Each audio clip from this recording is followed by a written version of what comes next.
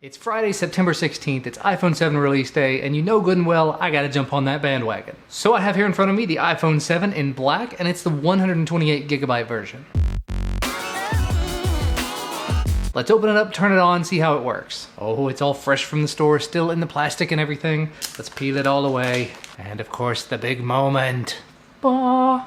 But there's no phone on top. So if you're purchasing this device, on top you're going to find a Designed by Apple in California packet, complete with information about the phone and some stickers. The phone itself, which actually looks like it may have been handled previously. I'll have to check on that one in a moment. Your USB wall charger, which you may not want to use because if you can see it there, it says 5 volts at 1 amp output. And as we've seen in the past, the iPhone can generally accept 5 volts at 2 amps and it will charge significantly faster, so keep that in mind. We also get the brand new Lightning ear pods. Take a second to open those up. I normally don't do this, but these are new, these are special.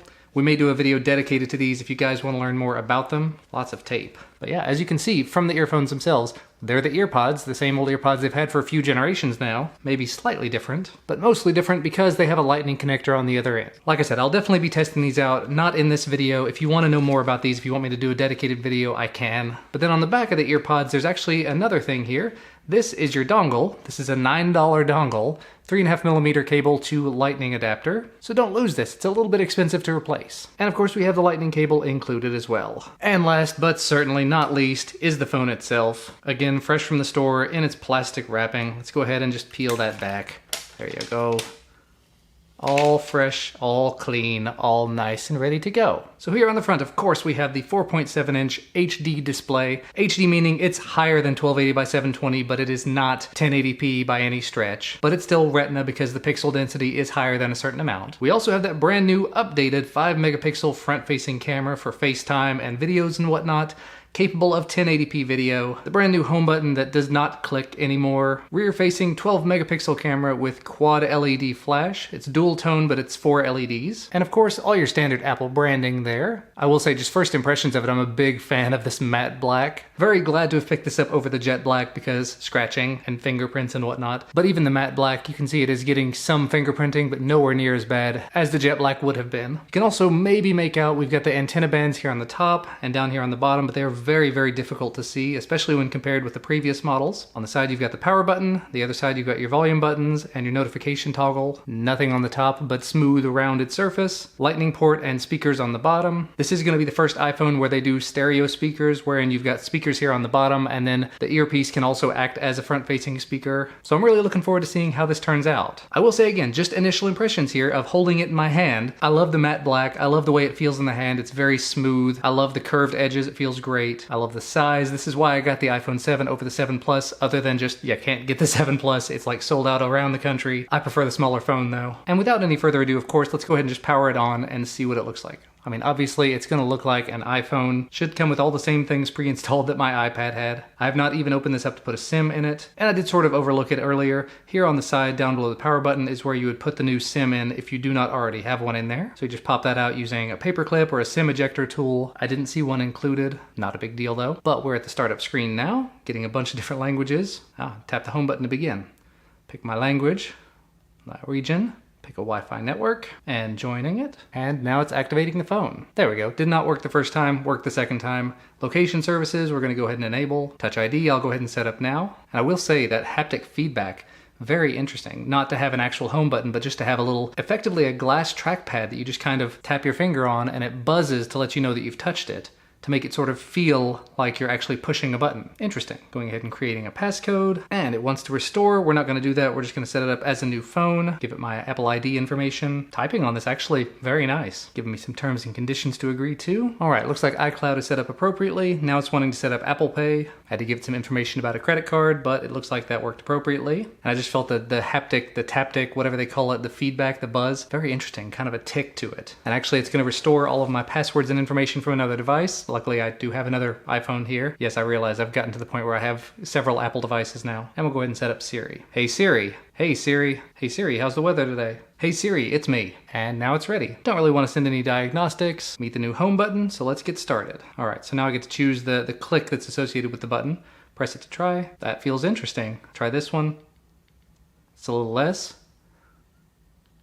That's a little more significant. I'll stick with the middle one. I can change it later. And then display zoom. So basically you're choosing your pixel density here on the home screen. So whether you want things sort of standard or zoomed in more with bigger icons, I think I'm gonna go with standard. Zoomed.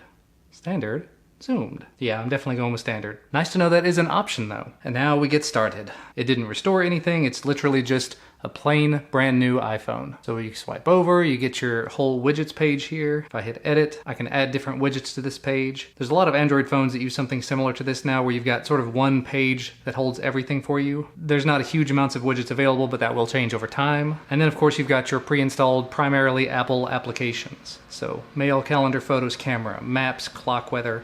You can read these things. You can pause them and take a look at them if you like. Now it does come running iOS 10 pre-installed. So if I come into settings, go to general and about, you can see down here it is version 10 and I do have the 128 gig version. We'll go ahead and check for a software update while I'm in here. Oh, there's already an update. So apparently iOS 10.01 is already out, fixing an issue with Hey Siri, fixing an issue with calls over LTE and connectivity with the Apple Watch and Bluetooth, and stability of the camera and the contacts apps. So we're gonna go ahead and install that. And other than that, of course, you get HomeKit and Health, FaceTime, and just all of these things. You can, of course, get more things by going into the App Store and downloading whatever you want, as long as it's in there. And before it does install that update for me, let's go ahead and take a look at the camera very quickly. Now, by default, it's probably using some resolutions and stuff I don't want. So I'm gonna come back out here and check. To check that, you just come down to Photos and Camera in the settings menu. You can turn on the iCloud stuff, photo stream. Here's the most important thing to me. Record video, you can set it to 720-30, 1080p 30, 1080p 60, or 4K 30. For this video, I'm gonna set it to 1080p 60, and then slow-mo you can do at 1080p 120 or 720p 240. Then we'll do the multitasking, double tap the home button to switch back over, and we're now in the camera app.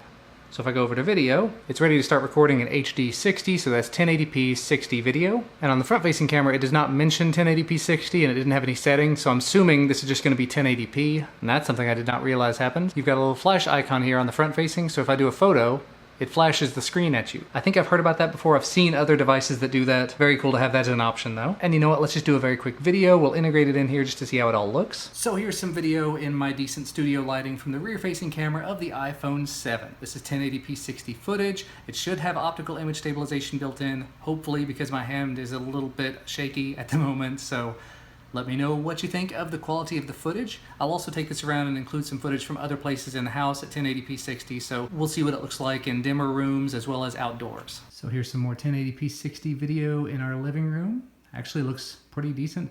It's not entirely as dimly lit as it could be, but for what it is, there's no overhead lights on, just natural light in this room. Even more dimly lit kitchen. Again, footage looks pretty good. It's adjusting to the light very quickly.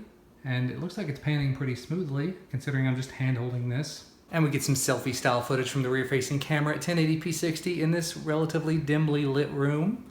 Move around a little bit so you can get kind of a feel for it in different, slightly changing lighting. And finally, some outdoor 1080p 60 footage, just hand-holding it again, looking around.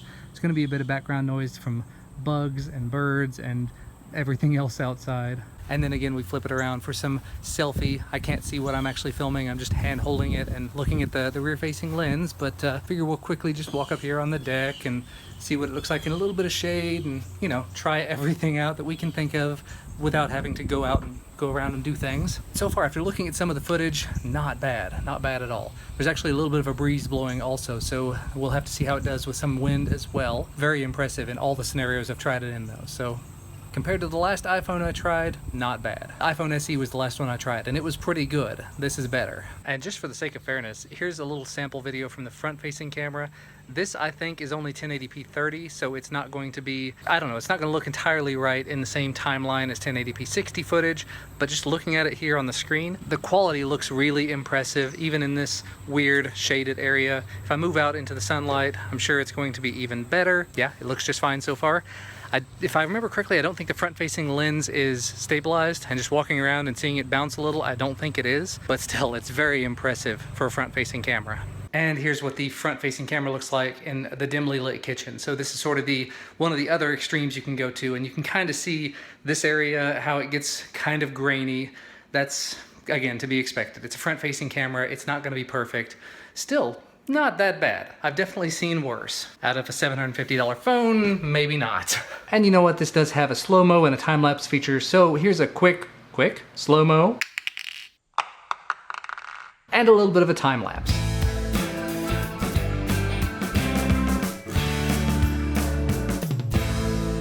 So yeah, all of the stuff that I've seen out of this so far, I've been very impressed. Absolutely love the way this thing feels in the hand. The screen looks beautiful. And so far, just initial impressions again, I am a big fan of this. If you would like, I can do a separate video where I do a camera test of this, 4K 30 frames a second, possibly even do a camera sample test back and forth with the Galaxy S7 or other phones I have that do 4K at 30 frames a second. I'd really like to see how the iPhone 7 versus the Galaxy S7 pairs up. So let me know if that's something you guys would be interested in. But that's actually where things are gonna wrap up for today. I'm gonna go ahead and move my sim over to this and start testing it out a little more thoroughly. Thank you guys as always for watching. Links, of course, to where you can find this can be found down in the description, but it's an iPhone, you know where you can get it if you're interested. Leave a thumbs up down below if you like this video. Subscribe to receive more of my videos when they become available. I cover things including Apple products, but also Android devices and tablets and drones and action cameras and smart home connected devices, just lots and lots of different tech items. So there is a plethora of content on this channel. So subscribe if you want to be notified when new videos do come out. And I will see you again next time.